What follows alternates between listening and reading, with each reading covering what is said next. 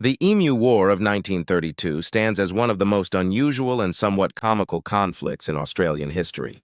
It wasn't a war between nations or even a rebellion against the government, but a battle between humans, equipped with modern weapons, and an army of emus, large, flightless birds native to Australia. The bizarre event, which occurred in the aftermath of World War I, became a legend and remains a fascinating chapter in the history of Australia's struggle to tame its harsh landscape and wildlife. In 1932, the Australian outback became the unlikely setting for one of the strangest military operations in history, a conflict not between nations or armies, but between men and birds. It would come to be known as the Great Emu War. The story begins in the aftermath of World War I. Thousands of Australian soldiers returned home, eager to rebuild their lives. The government encouraged many of them to take up farming in the remote regions of Western Australia, promising fertile lands and government support. Thousands of soldiers took up the offer, enticed by the promise of fertile lands to grow wheat and raise livestock. But by 1932, these promises had faded. A severe drought had struck the region, and the global Great Depression had devastated wheat prices. Farmers struggled to make ends meet. But then came an unexpected invader. As if the economic downturn and drought weren't enough, in late 1932, a new enemy appeared on the scene. Thousands of emus. Emus. Standing over 6 feet tall, weighing as much as 45 kilograms, and capable of running at speeds up to 50 kilometers per hour, emus are flightless birds native to Australia.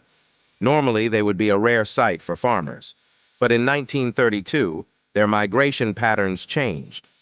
A long drought had pushed many emus toward the more fertile wheat fields of Western Australia in search of food and water. The emus, in search of food and water, found themselves in the wheat fields of Western Australia. What started as small groups quickly grew to flocks of over 20,000, descending on the farms like a plague of locusts. Crops were trampled, fences were destroyed, and the farmers' already meager harvests were reduced to nothing. IT started slowly, with a few small groups of emus invading the farms. But soon, the numbers grew. Farmers estimated that around 20,000 emus had descended upon their fields, trampling crops, knocking down fences, and ruining their already meager harvests. The damage was devastating, and the farmers, already struggling financially, demanded the government intervene. The farmers were desperate. They needed a solution, and they turned to the government. In November 1932, the Australian government authorized an unprecedented response. The Minister of Defense enlisted the help of soldiers, armed with machine guns and thousands of rounds of ammunition, to deal with the emu problem. The military's plan seemed straightforward. The birds would be rounded up and gunned down. After all, how hard could it be to shoot at emus? On November 2, 1932, the first battle began near the small town of Campion. The soldiers spotted a group of 50 emus and prepared to open fire, but as soon as they pulled the trigger, things went wrong. The emus, with their speed and agility, scattered instantly. They zigzagged across the fields, making them nearly impossible to hit. The machine guns jammed. When the dust settled, only a few emus had been killed. On one occasion, the military attempted to mount a Lewis gun on a truck, hoping to chase the birds down. However, the terrain proved too rough for the truck to keep pace with the birds, and the operation was a failure. The truck bounced wildly across the outback while the emus easily outran the soldiers. The birds had won the first skirmish. For the next several days, the soldiers attempted to outsmart the emus. They set up ambushes, fired from trucks, and chased the birds across the plains. But no matter what they did, the emus proved to be elusive opponents. By December 1932, after almost a month of failed attempts to subdue the emus, the military withdrew in defeat. Over 2,500 rounds of ammunition had been expended, but only around 1,000 emus had been killed. The rest of the birds continued their rampage through the wheat fields, seemingly unaffected by the military's efforts. In one particularly disastrous incident, soldiers mounted a machine gun on the back of a truck, hoping to mow down the birds in a chase. But the rough terrain made aiming impossible, and the emus simply outran the vehicle. The soldiers were left humiliated. Major Meredith later remarked that the emus were incredibly difficult opponents, saying, "If we had a military division with the bullet-carrying capacity of these birds, it would face any army in the world." By the end of the campaign, over 2,500 rounds of ammunition had been fired. The result? Fewer than 1,000 emus had been killed, and the remaining birds continued to ravage the crops.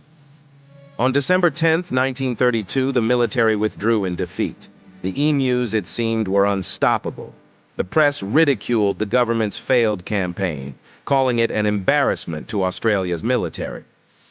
The Great Emu War, as it would come to be known, was over. Though the farmers eventually received some relief through bounties and government aid, the emus themselves had won the war.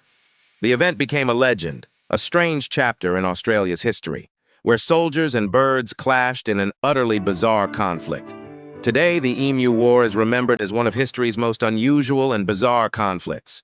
It remains a symbol of the resilience of nature and serves as a reminder that sometimes, even with modern technology, humans can still be outsmarted by the natural world.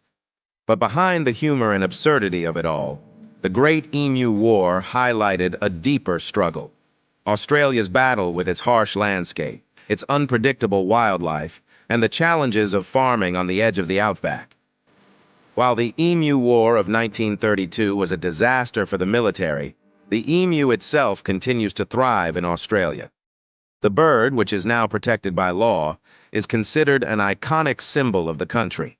It appears on Australia's coat of arms alongside the kangaroo, representing the nation's unique wildlife and its rugged, untamed land. The Great Emu War may have ended in defeat, but it left behind a legacy of resilience, both for the people and the birds of Australia.